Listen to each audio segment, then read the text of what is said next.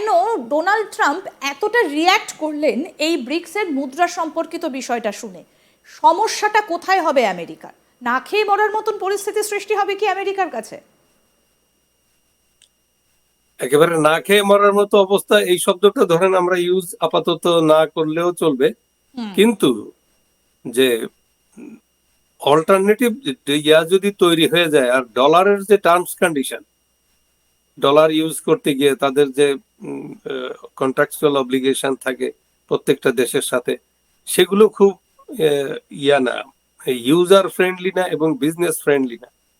অনেকটাই এদের একটা ইয়াদের আমেরিকার ডমিনেশনটাই বেশি তাদের উইল ইচ্ছার উপরই অনেক সময় নির্ভর করে। আর সবচাইতে বেশি ক্ষতিকারক হচ্ছে যে এদের আনপ্রেডিক্টেবল রেট ফ্লাকচুয়েশন ডলারের। কিন্তু বিপরীতে যে প্রস্তাব আছে ব্রিক্স এর যে নতুন কারেন্সির প্রস্তাবিত কারেন্সির কথা বলা হয়েছে, সেখানে অনেক ধরনের ওইটার বিপরীতে ডলারের যেসব কন্ডিশনালিটি তার বিরুদ্ধে, তার চাইতে পজিটিভ ওয়েতে মানুষের দেশগুলো যাতে ব্যবসা বাণিজ্যে ফ্যাসিলিটেট হয়, সেই কথা মাথায় রেখে তারা এগোচ্ছে। কিছু প্রস্তাবনা আছে ব্রিক্স এর, আপনি দেখবেন ওখানে ওদের ইন্টারনেটেই পাওয়া যায়। ওরা যে প্রস্তাবগুলো দিয়েছে সেগুলো ডলারের চাইতে অনেক সহজ, এবং এগুলো নিয়ে মানুষ বেনিফিটেড হবে। স্যার, কোথাও কি মনে হয় এই যে ব্রিক্সের যে অন্তর্ভুক্ত যে দেশগুলো, যেমন ব্রাজিল, রাশিয়া, ইন্ডিয়া, চায়না এবং সাউথ আফ্রিকা, এই তো 5টা দেশ, এই দেশগুলো একটা বড় মার্কেট আমেরিকার। যদি ব্রিক্সের কারেন্সি চালু হয়ে যায় তাহলে সেক্ষেত্রে ডলার ঝাড় খাবে এবং আন্তর্জাতিক বাণিজ্যের একটা প্রভাব পড়বে, যেটা আমেরিকার কাছে সুখবর হবে না। সেই কারণেই কি এতটা, মানে এটা কি পুরোটাই মার্কেট এবং ব্যবসা? এটা এক্স্যাক্টলি, এটা ব্যবসা। তো এটা শুধু মার্কেট না, এটা ব্যবসা, এবং এটা রেসিপ্রোকেসিটি থাকে এখানে। এটা সবকিছু একটা, আপনাকে রেসিপ্রোকাল না হলে কিন্তু আপনার এখানে কেউ বেনিফিটেড হবে না। কারণ আরো কিছু কারণ আছে, আমি আপনাকে বলবো। যেমন গ্লোবালাইজেশনের কারণে যারা কংগ্লোমারেট, যারা বিশ্বের সবচেয়ে বড় বড় ব্যবসায়ী, তারা কিন্তু বিপদে পড়ে গেছে। এটা আমি পরে আসছি। এখানে আছে যে যে আমেরিকা কিন্তু তার যে পলিসি নিয়ে যে এগোচ্ছে, সেই পলিসিটা ছিল তো একেবারে আপনার ইয়ার থেকে ম্যাক্সিমাম করা। সেখানে ওই ব্রিক্স যখন তার সুন্দর এই যে পজিটিভ এবং ইউজার ফ্রেন্ডলি, আমি বলবো এই শব্দটা ইউজ করব, এবং এটা তো সবাইকে, কাউকে ক্ষতি করবে না। এইটা কাউকে হঠাৎ একটা কারণে যে মার্কেট ফ্লাকচুয়েট করে গেছে, আমরা এখন এটার জন্য একটা লোক, তুমি বিপদে পড়ে গেছো তো আমাদের কিছু করার নেই, এটা তো ফ্লাকচুয়েট করছে না। এগুলোর বিরুদ্ধেও এদের এই নতুন সুন্দর সুন্দর প্রস্তাব নিয়ে আসছে, যার জন্য আপনার এগুলো একটা বেশ সাড়া ফেলছে। যেমন এই ব্রিক্স এবং আপনার গ্লোবাল সাউথ, এই দেশগুলো টোটাল ওরা এক এই ব্যাপারে যে, এবং এদের যে অগ্রগতি, আপনার টেকনোলজিক্যাল অগ্রগতি, কিন্তু এই দেশগুলোর অগ্রগতি আমেরিকার চাইতে কম নয়। আমেরিকার যেমন যে ইয়েগুলো আছে আপনার আপনার এরোস্পেস এর ক্ষেত্রে যে অ্যাডভান্সমেন্ট, এনার্জির ক্ষেত্রে যে অ্যাডভান্সমেন্ট, আর আপনার ইয়া সাবকন্ডাক্টর যে বিষয়ে তাদের যে অ্যাডভান্সমেন্ট, চীন, ইন্ডিয়া এবং ফ্রান্স, আরো আছে, আর কতগুলো দেশ আছে, রাশিয়ার আছে। তো এদের অ্যাডভান্সমেন্ট কিন্তু কম নয়, এবং এই সাউথ, গ্লোবাল সাউথেরও অনেকগুলো অ্যাডভান্সমেন্ট এদের আছে। এরা টেকনোলজিক্যালি বেশ এগিয়ে গেছে। গ্লোবাল সাউথের তো অনেক দেশগুলো তারা economically prosperous, socially develop and technologically advanced, এটা বেশ কিছু দেশকে বলাই যায়। তো সেই দিক দিয়ে একটা পোটেনশিয়াল থ্রেট হয়ে দাঁড়িয়েছে ব্রিক্স প্লাস গ্লোবাল সাউথ।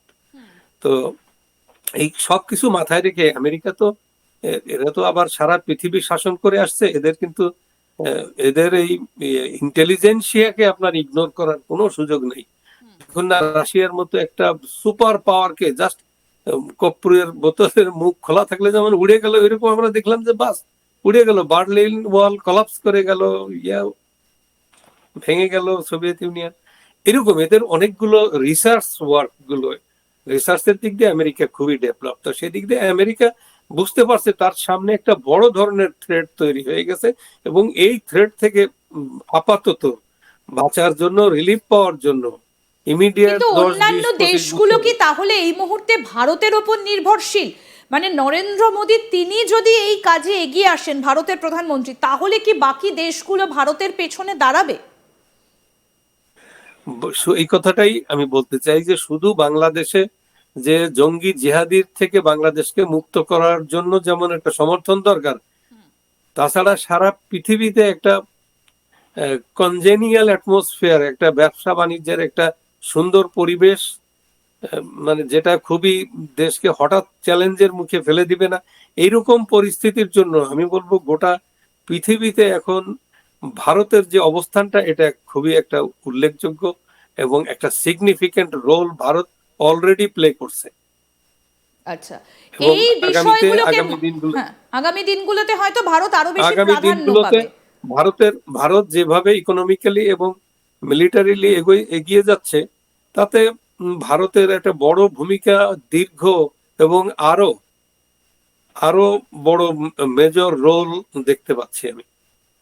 ঠিক এই জায়গায় দাঁড়িয়ে আমরা বাংলাদেশ নিয়ে আলোচনা করছিলাম যে তাহলে একটা থরহরি কম্প শুরু হয়ে গিয়েছে মোহাম্মদ ইউনূসের প্রশাসনের অন্দরে।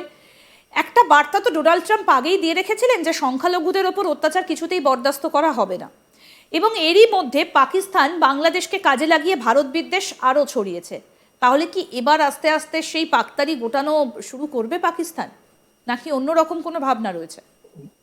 ধরুন আমরা বিষয়টা এইভাবে দেখবো না যে মোদির যেহেতু গ্লোবাল একটা পজিশন আছে, সে একটা ফোর্স খাটিয়ে একটা কিছু করবে, বিষয়টা এরকম না। বিষয়টা হচ্ছে বাংলাদেশ তাদের নিজের পায়ে তারা কুড়াল মারছে।